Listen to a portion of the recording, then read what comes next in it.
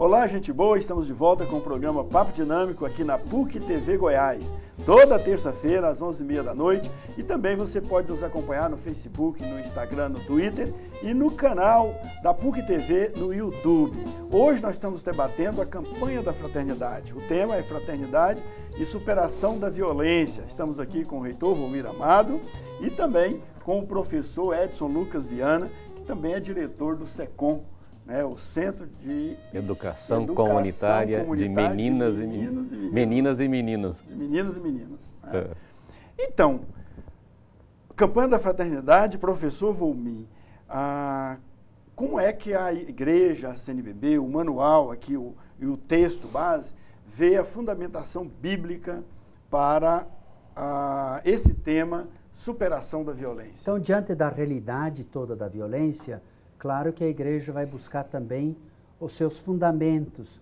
Por que a igreja propõe, em base a que a superação da violência?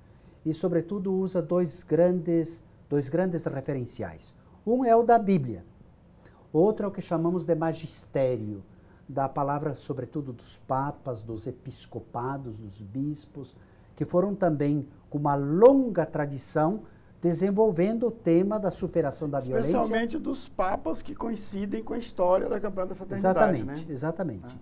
Bom, na parte bíblica, sobretudo, se parte de uma antropologia bíblica. Quer dizer, qual é a visão, à luz da Bíblia, que se deve ter da pessoa humana? Então, onde é que, se o homem e a mulher são agressivos, se pergunta biblicamente, então Deus fez a coisa errada? E daí, logo chega no livro do Gênesis e faz a grande citação. No ato criacional, Deus olha a obra criada e diz, e Deus viu que tudo era bom. Que tudo era bom. Então, o homem e a mulher, nós três aqui, vocês que estão em casa, nós somos gente boa.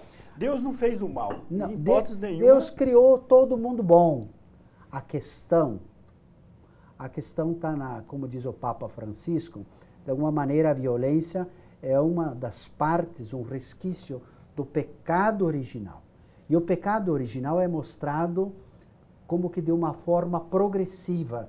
Na Bíblia não dá para você pegar o texto aqui, outro aí, descolados. Eles têm uma forma progressiva de Deus se revelar, mas também da humanidade se autocompreender. E ela percebe então, logo você tem, primeiro, uma ruptura que é protagonizado no casal, que simboliza a humanidade inteira, Adão e Chá, homem e mulher, que brigam com Deus. Ruptura com Deus. Primeiro ato de violência. Segundo ato de violência, ruptura com o irmão, Caim e Abel. Dois irmãos, um fica com ciúme, inveja do outro, vai lá e mata o irmão mata o irmão. E Deus pede contas disso. Onde está teu irmão? E ele, por acaso sou o guardador, o cuidador do meu irmão? O que tem a ver com ele? Então veja, aí tem uma sucessão. Depois vem Torre de Babel, a confusão da humanidade. Depois vem o dilúvio, uma tentativa de reconfigurar e recriar a criação.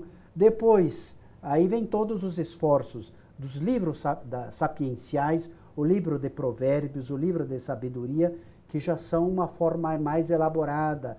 Respeita o teu irmão, cuida o órfão, a viúva, o estrangeiro, o mais fraco. Depois vem os salmos. Praticamente 1/3 dos salmos são de pessoas que, de uma forma orante, também lembram os atos de violência enfrentados, os inimigos que o atacam, sofrimentos Na medida que a Bíblia avança, ela progride cada vez mais no sentido de mostrar que o reconhecimento do outro, como irmão, é o caminho para a superação da violência. Que, na verdade, não é a ação de violência que combate a violência, mas é justamente a ação do reconhecimento, do amor ao outro que supera a violência. Exatamente, é um dos temas mais trabalhados no Antigo Testamento. E também o que nos encanta é a relação de Deus com o seu povo. É uma pedagogia impressionante. É porque se fosse um líder... É difícil se fosse... discutir aqui, telespectador, porque os dois são teólogos. Então, assim, eles têm Deus, assim, várias noções que a gente, às vezes, o cidadão comum não tem. Mas a gente vê assim, alguém podia perguntar, mas se Deus é tão bom, por que ele fez o ser humano com capacidade de fazer o mal? Não, é a questão do livre-arbítrio. É a questão das Deus escolhas. É tão bom que fez o cara livre. Faz as suas escolhas. Ele fez livre, ele não podia interferir na escolha. Assim como na relação numa família. Perfeito. Os pais... Mas o que acontece? Você vai fazendo as suas escolhas e você vai sendo responsabilizado pelas suas escolhas. E essas escolhas foi assim, paulatinamente, cada vez mais distante de Deus. Ele fez uma escolha errada e daí foi escolhendo mais coisa errada. Tanto é que você vai depois perceber no Evangelho de Lucas, o Pai misericordioso. O camarada apronta, mas está lá pronto para acolher essa mudança, essa transformação. E a Quaresma é esse tempo oportuno. Tempo de a pessoa não é para você, Deus, não é uma questão para você estar justificando, então vou errar, e depois não se trata disso.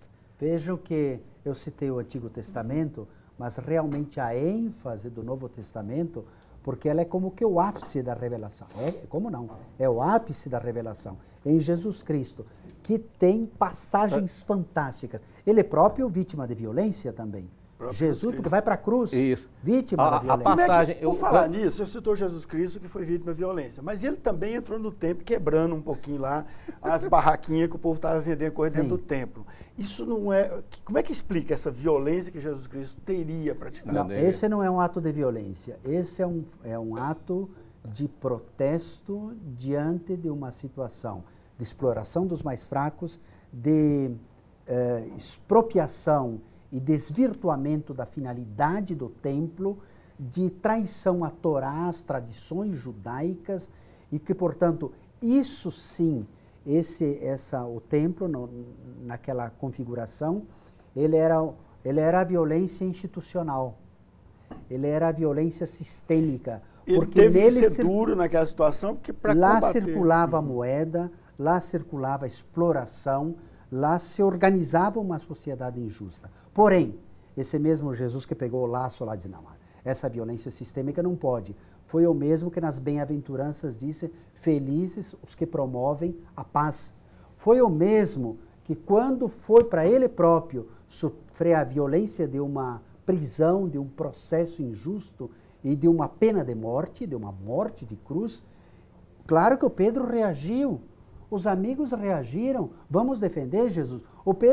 Os evangelistas são unânimes em dizer isso. Sacou da espada, cortou a orelha. O que é que Jesus disse? Pedro, guarda a tua espada, guarda a tua espada. Quem quiser resolver pela espada perecerá. Veja o salto histórico que Jesus dá na proclamação da paz. Por quê? Nós vamos superar a violência, não é para superar o fulano que está armado, nós vamos superar com a arma. O soldado tinha espada. Guarda a tua espada. Se você está no discipulado, guarda teu gesto de violência. Porque nós vamos vencer de outra maneira. É a vitória da cruz. Vivenciaram isso com tanta profundidade que nos Atos dos Apóstolos dizem que as pessoas diziam, vejam como eles se amam. Sim, exatamente. E aí o próprio... Bem, então, a conclusão que chegamos desse bloco é o seguinte. A igreja, o magistério da igreja e as Sagradas Escrituras propõem a solução, né, resolver, superar a violência através da resolução dos conflitos de forma pacífica. Isso. Né? De forma pacífica. Temos aí... E como eu vejo o outro, essa questão de ver o outro. João sintetiza isso de forma muito brilhante. Se alguém disser que ama a Deus que não vê e odeia o seu irmão que vê, é um mentiroso. Como posso amar a Deus se não o vejo ou odiar o irmão que vejo? Nisso, discípulos, se os amardes uns aos outros... Nós temos que entender que até os inimigos, eles são fundamentalmente também os nossos irmãos. São o outro nosso. Tem inimigos que às vezes até faz bem, te desperta. Exatamente.